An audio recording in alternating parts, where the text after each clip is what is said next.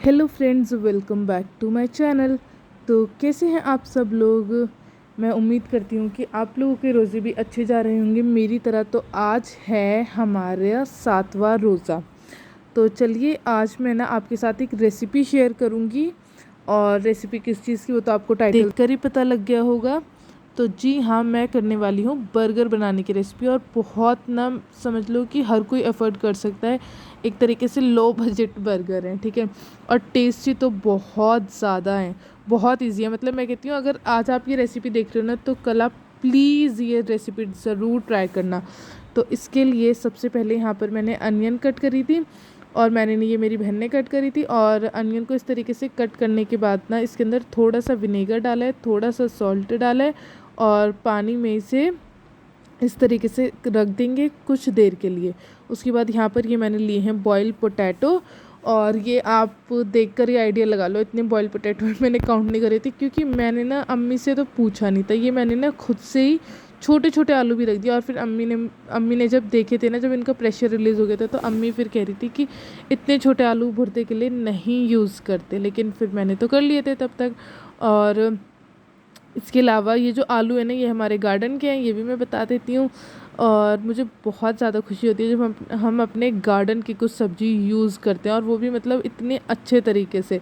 इसके अलावा यहाँ पर ना ये 2 ब्रेड लेने हैं, और उसके बाद आलू को आप चाहे तो मैशर की हेल्प से, या फिर जिससे मैं कर रही हूँ उससे, और इस तरीके से आलू को मैश करना है। तो मैंने ये इस तरीके से मैश कर लिए थे पोटैटो, और उसके बाद ना इसका एक भुर्ता सा बनाना है। इस तरीके से सारे आलू और ब्रेड आपस में बिल्कुल अच्छे से मिक्स कर देने हैं।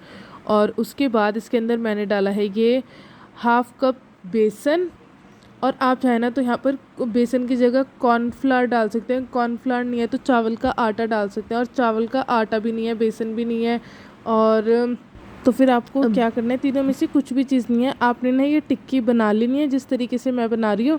और अभी आप मतलब ये सारी चीज़ें डाल के इसके अंदर मैंने गरम मसाला डाला था, नमक डाला था, और उसके बाद ये बारीक बारीक कटा हुआ पुदीना डाला था। आप चाहें तो धनिया भी डाल सकते हैं, कड़ी पत्ता डाल सकते हैं, और मैंने पुदीना डाला था, बस ऐसे ही मैंने डाल दिया था।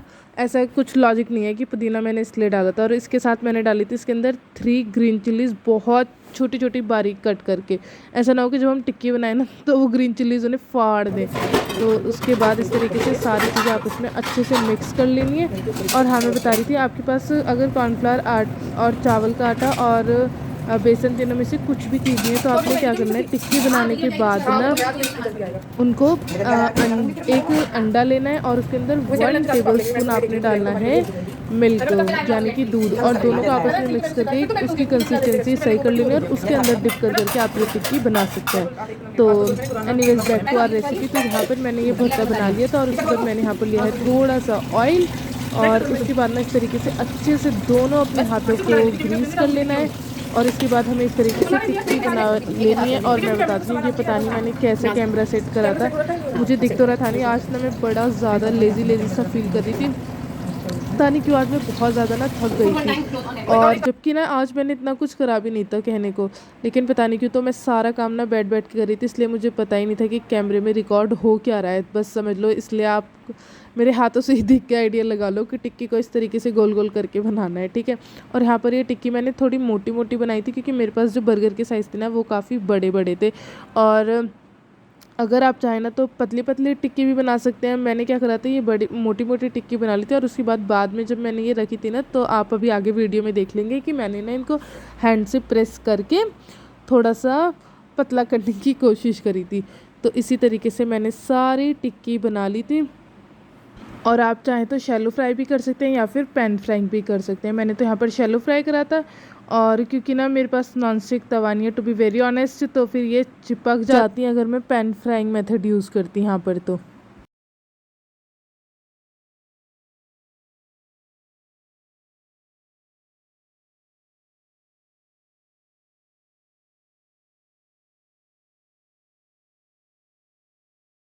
ये टिक्की ना ज़्यादा येलो कलर की इसलिए लग रही है क्योंकि इनमें ना फ्लैश लाइट काफ़ी पास से पड़ रही है। इतनी ज़्यादा येलो ये लगेंगी नहीं, क्योंकि यहाँ पे मैंने कोई फूड कलर या फिर हल्दी तो यूज़ करेंगे जिससे कि ये येलो लगे। ये देख लो, ये इनका एक्चुअल कलर होता है और फिर ये जब बन जाती हैं तो ये गोल्डन कलर की हो जाती हैं। अभी आप आगे देख लेंगे वीडियो में। तो यहाँ पर ये समझ लो कोई 5 मिनट के लिए मैंने मीडियम टू हाई फ्लेम पर इस तरीके से शैलो फ्राई करी थी। और इनको ना जब आपको बहुत ज़्यादा ना इनको स्पून से या फिर लैडल से मतलब चमचे से बहुत ज़्यादा इनको हिलाना ढुलाना नहीं है। कोई 5 मिनट के लिए तो इसी तरीके से छोड़ देना है। उसके बाद जब आपको लगे कि हाँ इनकी एक साइड कुक हो चुकी है तब आपको ये इस तरीके से फ्लिप कर देनी है।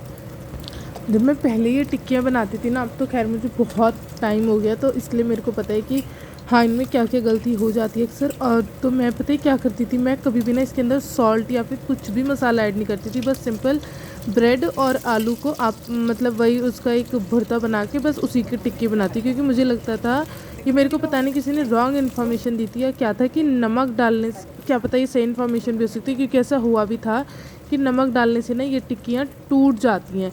आलू मतलब आपस में ना एक दूसरे को बाइंड नहीं करते, तो इसलिए मैं कभी भी नमक नहीं डालती थी। लेकिन फिर ना एक बार मैं बताती हूँ क्या हुआ था। पिछले रमज़ान में मैंने इसकी टिक्की नहीं, मैंने बनाई थी सोयाबीन के जो चंक्स होते हैं ना उनकी टिक्की बनाई थी।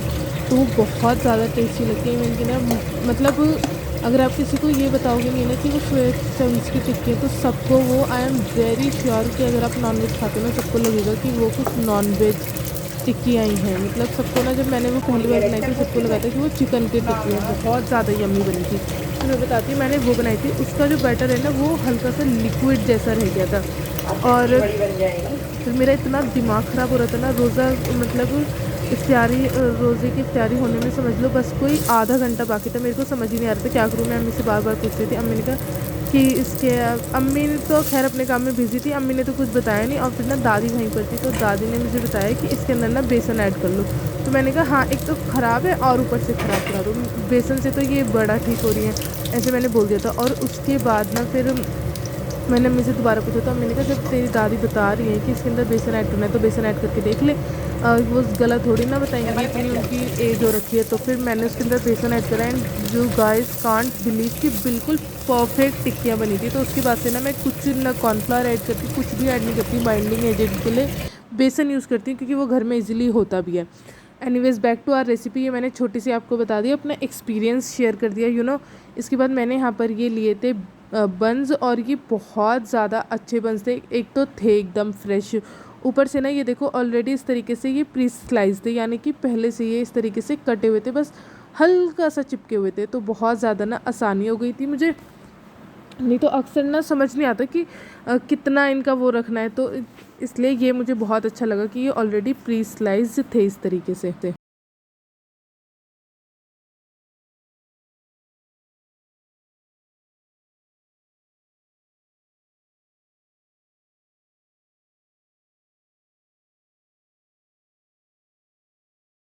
तो इन बर्गर बन्स में ना एक बहुत अच्छी बात है कि ये ऑलरेडी इस तरीके से कटे हुए हैं, तो मेरे को बहुत ज़्यादा आसानी हो जाएगी। और अब मैं क्या करूँगी, बस इनको अब मुझे सेकना है अच्छे से। मैं इनको पूरा ही खोल देती हूँ। मैं इसमें पेयर वाइज रख रही हूँ क्योंकि शेप इनकी सबकी अलग अलग है ना। ये देखो थोड़ा इस तरीके से और ये बिल्कुल सर्कुलर है, तो फिर ये ना फिट नहीं बैठती। तो यहाँ पर जिस पैन के अंदर मैंने टिक्कियाँ बनाई थी ना, वो मैंने उसके अंदर से सारा ऑयल निकाल दिया। बस हल्का सा ऑयल रहने दिया है कि हाँ सरफेस थोड़ा चिकना हो जाए।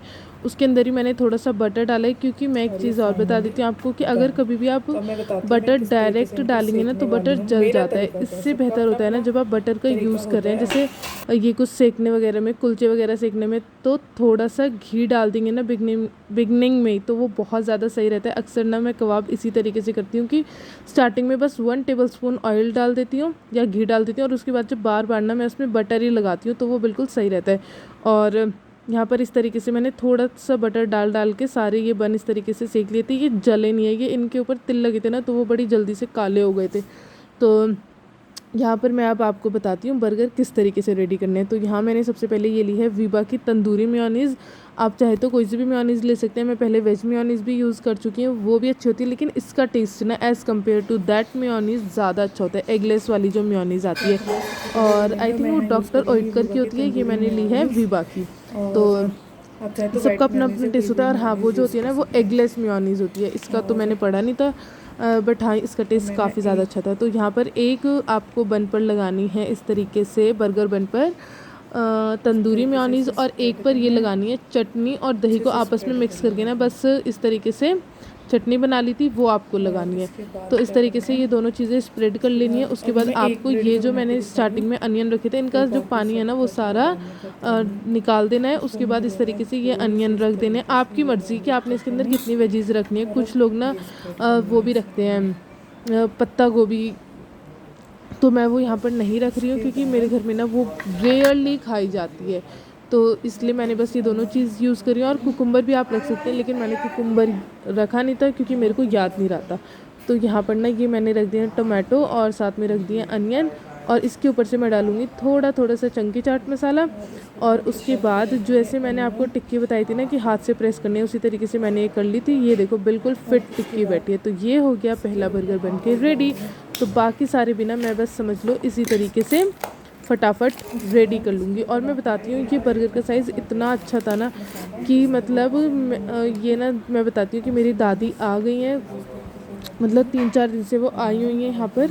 तो ये समझ लो बस घर पर ना मैंने रखे थे 2 बर्गर्स मैंने घर पर बचाए थे, और 4 जो थे ना वो मैंने भिजवा दिए थे जो पापा की इफ्तियारी गई थी उसके अंदर। और सच्ची बात बताऊँ हुआ क्या था, मेरे को ये नहीं आइडिया नहीं था कि मतलब बर्गर ना इस तरीके से कम पड़ जाएंगे। मैंने बस ले लिया था 1 पैकेट, जबकि मैं हमेशा 2 पैकेट लाती हूँ, लेकिन मैंने सोचा रोज़े हैं कुछ ना कुछ और होगा साथ में, इसलिए सिर्फ मैं 1 पैकेट लाई थी। और फिर ना सब मेरे को यही बोल रहे थे कि ये तो कम है, लेकिन मैंने कहा कोई नहीं, अल्लाह बरकत देगा, बस इस चीज़ पे फोकस मत करो कि कम है, क्योंकि फिर ऐसे हो जाता है ना स्टार्टिंग में कि कम है तो सच में ही चीज़ कम पड़ जाती है।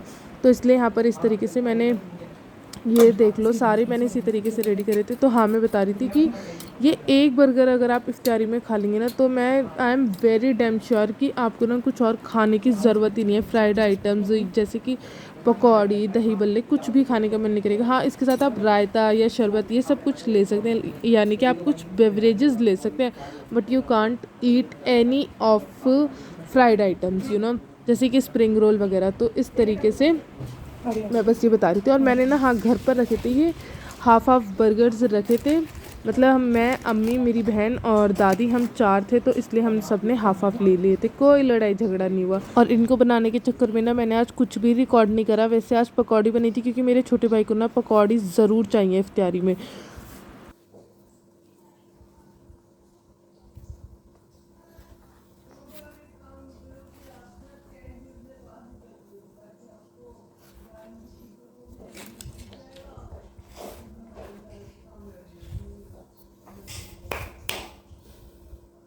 आज पकौड़ी, वो फ्रूट्स के लिए इसलिए मना कर देता है क्योंकि पापा कहते हैं पहले फ्रूट्स फिनिश करो और उसके बाद खाना ये पकौड़ी शकौड़ी यानी कि फ्राइड आइटम्स। और बस इतने फ्रूट्स रखे, किसी भाई ने ना बिल्कुल मना कर दिया कि फ्रूट से ज़्यादा मत रखना, और मैं खजूर डाल दूँगी।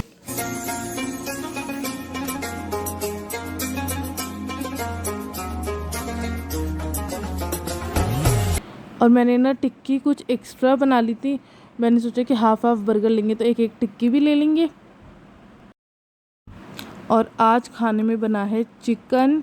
तो फिर अब ना हम लोग ऐसे करते हैं कि एक दिन बनता है वेज और एक दिन बनता है नॉन वेज, क्योंकि गर्मियाँ आ गई हैं तो हम लोग रोज़ नॉन वेज नहीं खा सकते। ऑलरेडी हम लोग इतने ज़्यादा फ्राइड आइटम्स भी खा लेते हैं। तो यहाँ पर बस मैं और मेरी बहन खा रहे हैं खाना।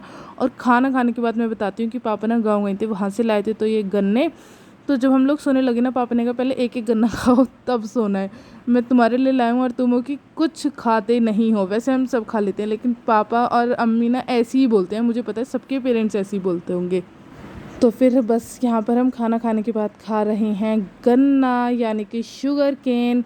और बस यही था मेरा आज का व्लॉग। आई होप आप लोगों ने इन्जॉय करा होगा। अगर वीडियो पसंद आई है तो please subscribe my channel and see you in the next vlog. मुझे और मेरी फैमिली को दुआ में याद रखना। मिलती हूँ नेक्स्ट वीडियो में, तब तक के लिए अल्लाह हाफिज़।